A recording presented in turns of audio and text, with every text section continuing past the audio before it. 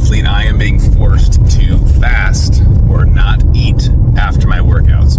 Now, I'm going to add some context to that because obviously that's a confusing statement, but Ironman athletes, endurance athletes need to eat, right? Like that is critical. You need to be able to consume food to replace the muscle glycogen, liver glycogen, and just help prepare your body after the efforts you put in.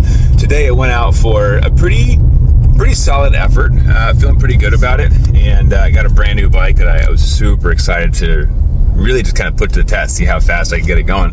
I got the new P series from Cervelo, and it's a beautiful bike.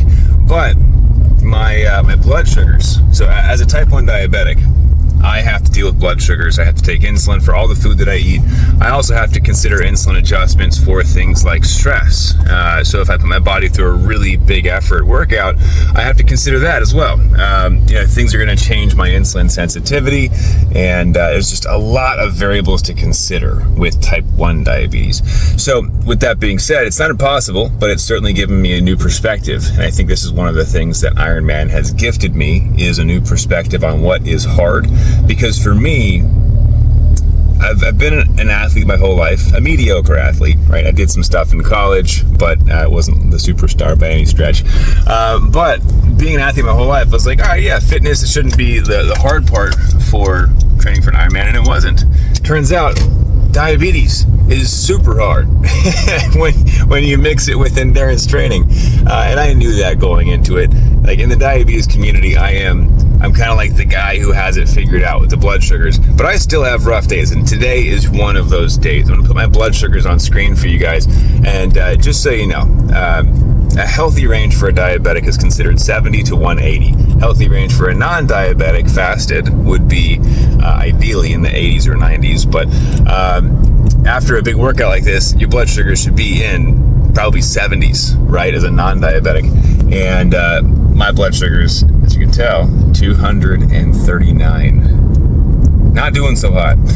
Usually during these rides, I'll do 60 to 70 carbs an hour, and I figured out a pretty good balance for that. Today, I got a total of 15 per hour.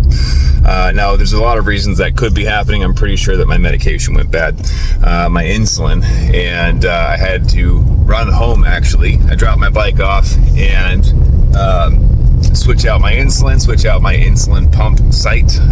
Sometimes the injection area can also get bad, and whatever it was, I have not had a chance to eat breakfast yet, and I am starving. Usually I could eat like 100 carbs easy right now, probably 1,000 plus calories total, but I don't get to eat breakfast. I have to go take care of diabetes and my sites and my insulin, and by the time I finally get it all figured out, and let's see, right now I'm at 231, so it looks like it's leveled off, thankfully.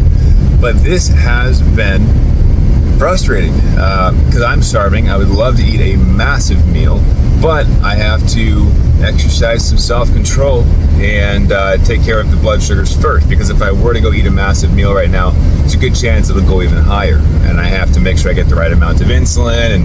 And what I'm likely going to do is go take insulin, make sure it's working, that my blood sugars are actually coming down, and at that point I'll take some extra insulin, get some grub, because I gotta get some food in me. But like I was saying earlier, the gift that Ironman has given me with this perspective is, I'm like, oh my gosh, the workout itself, that's the easy part, right? It's the blood sugars that I got to deal with during and after, and how much insulin do I give. And like right now I have a high blood sugar, or a hyperglycemia. On the other end, I'd argue it's even worse. Low blood sugar, hypoglycemia. Now that is when blood sugars are so low that you lose cognitive function, you lose physical function, and in some cases you can pass out or die. Type 1 diabetes is kind of invasive on your quality of life, your peace of mind. Now thankfully, like with what I teach my clients, because I coach and I educate type 1 diabetics to have healthier blood sugars, more stable life, more freedom and flexibility with their food, their activity, one of the reasons I'm doing this Ironman is to show people what's possible. People don't think that type 1 diabetics can do stuff like this. But admittedly, and as you've seen, it's difficult, right? It's not that it's impossible, but it's hard.